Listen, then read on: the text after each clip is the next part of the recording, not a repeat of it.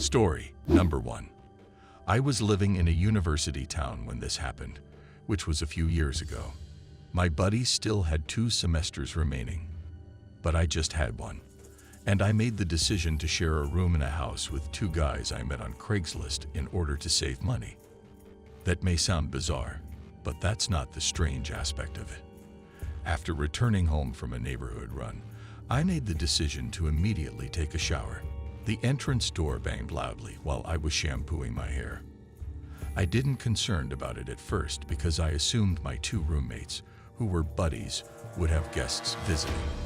I continued to shower, but the thumping persisted. The volume increased steadily. Then, from outside the restroom, I heard a huge crash. The bathroom door opened before I could even go to investigate, so I grabbed a towel. There was a man I had never seen before standing at the doorway. His gaze was fixed on mine. From the corridor, a second man stealthily peered around the corner. I was told to get on the ground by the first man. I didn't know how to leave this situation securely, so I declined. My cell phone was in my bedroom, I realized then. My first thought was to grab my phone and leave the bathroom. I tried to get away after taking a deep breath, but then my recollection starts to fade.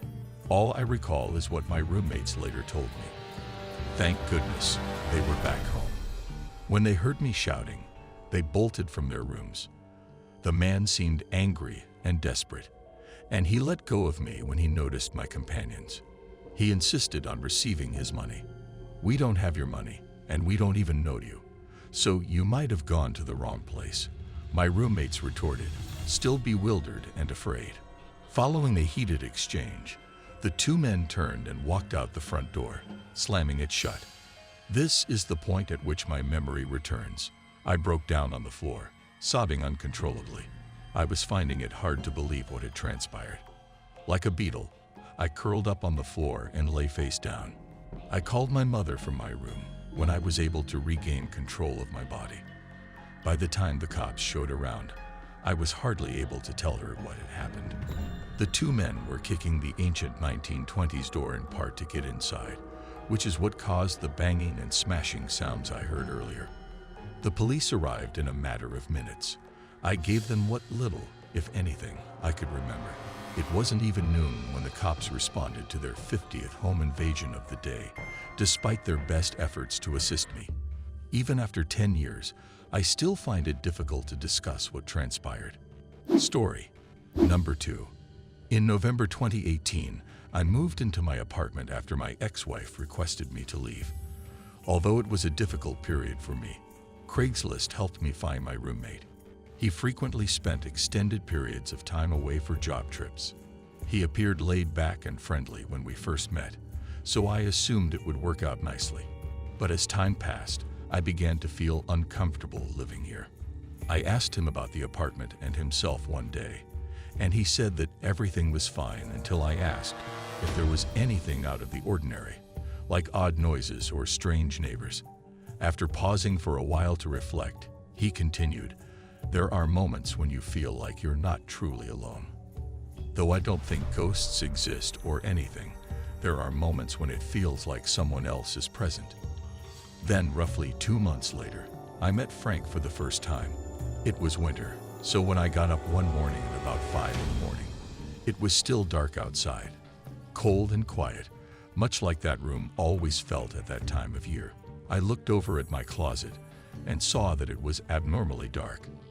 There shouldn't have been anything odd about the light because the closet is a sizable open area in the wall.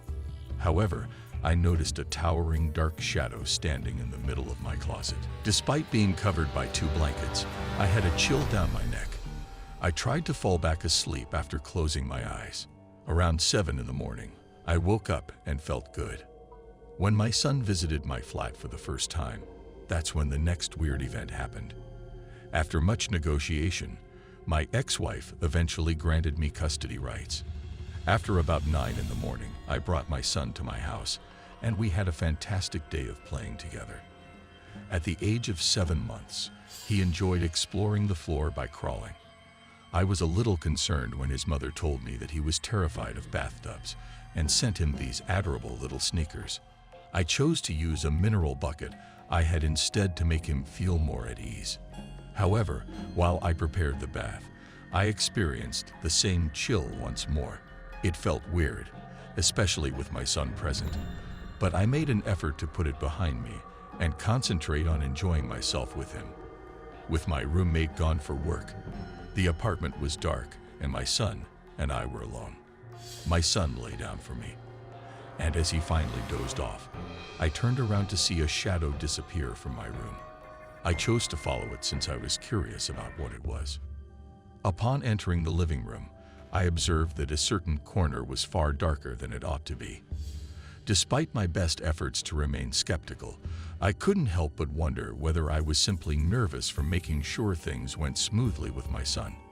I spent almost 2 minutes staring into the shadowy area before returning to preparing the meal I had planned. The shadow lingered there until I switched on the lights, at which point it vanished. After finishing my supper, I stayed up for a further 2 hours before retiring to bed. I didn't sleep very long though, because it seemed like someone was trying to break into the flat at 2 or 3 in the morning. I saw that my chairs were shifting slightly, and I could hear their gentle footsteps making their way across the floor. A steady, low mutter that sounded like buzzing was also audible. My son was soundly asleep in the adjacent room, and I needed to be close to him, so I didn't want to move at all.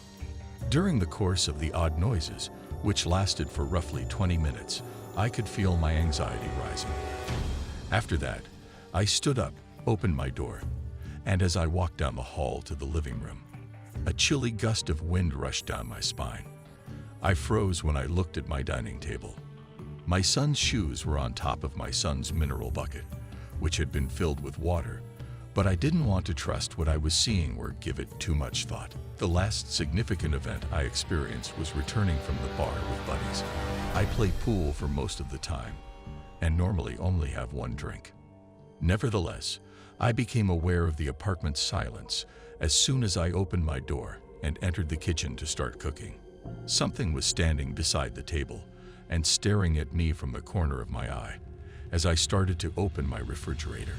I avoided giving it a direct glance. Rather, I chose to speak with Frank. I instructed him to keep my son out of it and established some ground rules. I told him to let me know if he needed any space or privacy, and I would do my best to accommodate his requests. As if it were his unofficial room, I also promised to leave the bathroom door cracked and all the lights off every night for him. I concluded my short speech, and he was gone. After eating and watching TV for a while, I realized I could barely see into the bathroom as I was getting ready for bed. It was normally lightened by the light from the living room, but it was really gloomy that night. Frank and I have had numerous brief interactions over the years, but he has never attempted to harm either of us when he came to visit. There were moments when I would glimpse him in the shadows, and other times when doors and chairs would move by themselves throughout the home. It was disconcerting, but Frank never hurt anyone.